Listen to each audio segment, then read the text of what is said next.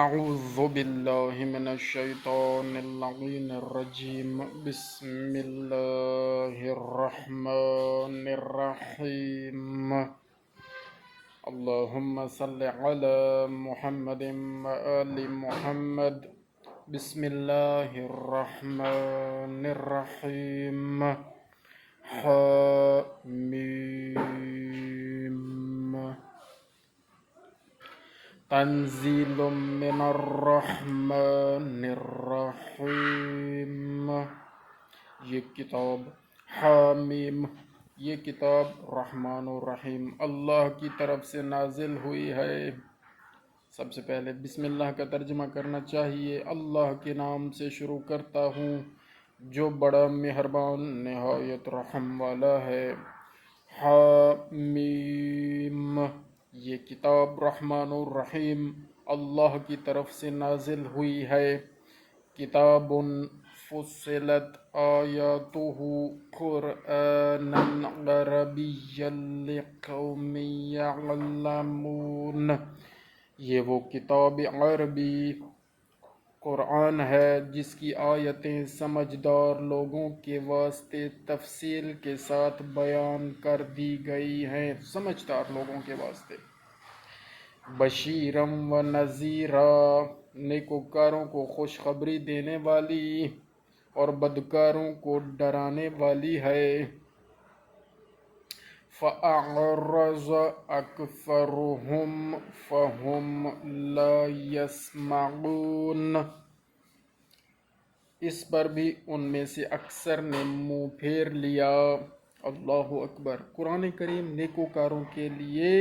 خوشخبری ہے اور بدکاروں کے لیے ڈرانے والی ہے۔ ایک ہی کتاب ہے، نیک لوگ جب اسے پڑھتے ہیں تو خوش ہو جاتے ہیں، اور بدکار لوگ جب اسے بدکاروں کے لیے یہ ڈرانے والی ہے۔ اب اس کا صحیح جو علماء ہی سمجھائیں گے کہ اس کا صحیح مطلب کیا ہے۔ بہرحال میں نے یہ ترجمہ آپ کے سامنے پڑھنے کی سعادت حاصل کی ہے۔ وَقَالُوا قُلُوبُنَا فِي أَكِنَّةٍ مِّمَّا تَدْعُونَا إِلَيْهِ وَفِي آذَانِنَا وَقْرٌ وَمِن بَيْنِنَا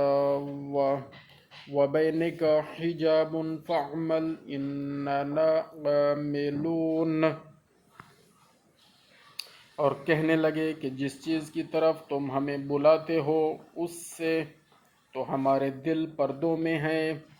کہ دل کو نہیں لگتی، یعنی وہ بات جو آپ کہتے ہیں اس بارے میں، جس طرف آپ بلاتے ہیں حضور پاک قرآن مجید کے ذریعے جس طرف آپ بلاتے ہیں وہ بات ہمارے دل کو نہیں لگتی، اور ہمارے کانوں میں گرانی یا بہرا پن ہے، یعنی ہمیں وہ صحیح سنائی نہیں دیتی کہ کچھ سنائی نہیں دیتا، اور ہمارے تمہارے درمیان ایک پردہ حائل ہے۔ تو تم اپنا کام کرو، ہم اپنا کام کرتے ہیں۔ اللہ اکبر۔ قل انما انا بشر مثلکم یوحی الی انما الہکم الہ واحد فاستقیموا الیہ واستغفروہ وویل للمشرکین۔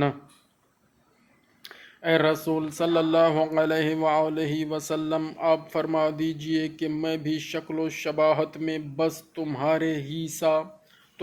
ہی سا آدمی ہوں، مگر فرق یہ ہے کہ مجھ پر وحی آتی ہے شکل و صورت میں، یعنی بشری صورت میں میں بھی آیا ہوں، اور فرق یہ ہے کہ مجھ پر وحی آتی ہے کہ تمہارا معبود بس وہی یکتا اللہ ہے، جو سیدھے اس کی طرف متوجہ رہو، تو سیدھے اس کی طرف متوجہ رہو۔ تو کیا فرمایا؟ بس میں اے رسول صلی اللہ علیہ وآلہ وسلم آپ فرما دیجئے کہ میں بھی شکل و شباہت میں بس تمہارا ہی سا آدمی ہوں، یعنی تمہاری طرح، جیسے آپ بشر کی صورت میں ہیں میں بھی اسی صورت میں ہوں،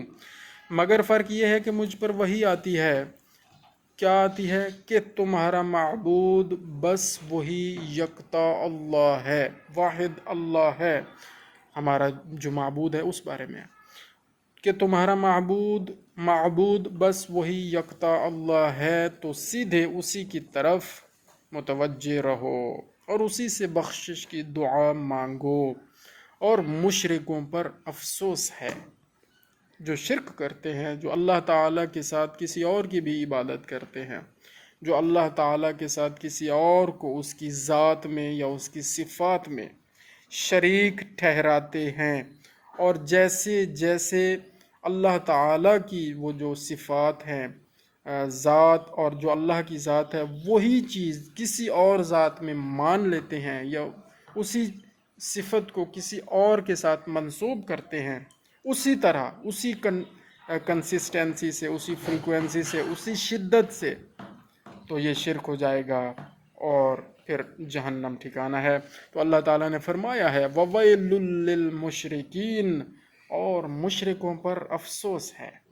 کہ ان کو یہ بھی سمجھ نہیں آتی کہ اللہ اللہ ہے اور مخلوق مخلوق ہے۔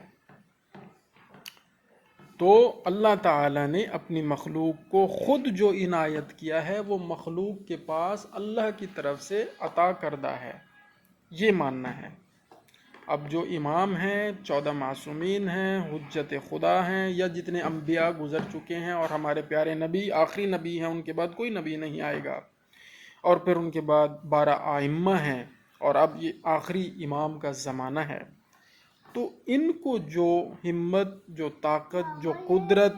جو معجزات اور جو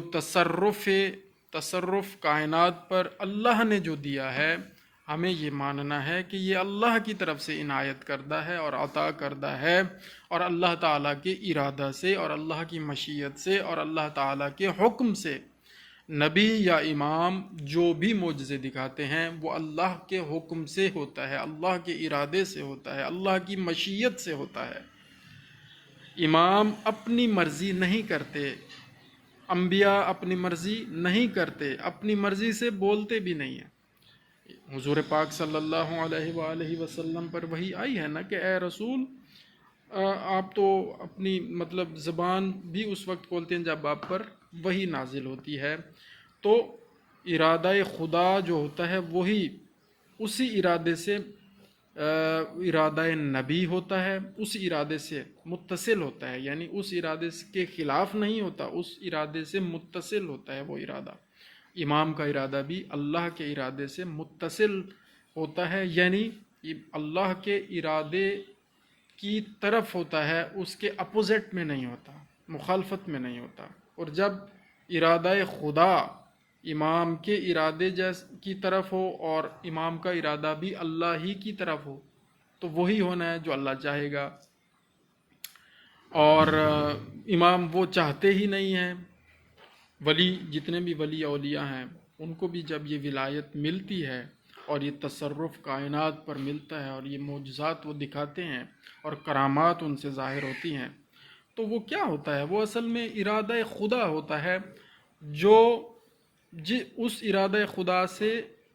اطاعت کے ذریعے اور بندگی کے ذریعے ولی اللہ، نبی اللہ، امام، حجت خدا اس ارادے سے اپنے آپ کو اس ارادے کے تابع کر کے اسی ارادے کے ذریعے وہ کام انجام پاتے ہیں۔ بہرحال میری سمجھ میں تو یہ بات اندر بیٹھ گئی ہے، اور میں سمجھا نہیں پا رہا، یہ مجھے بھی پتہ ہے، میرے پاس وہ الفاظ نہیں ہیں، یا الفاظ کی کمی ہے اور علم کی بھی ظاہر ہے کمی ہے۔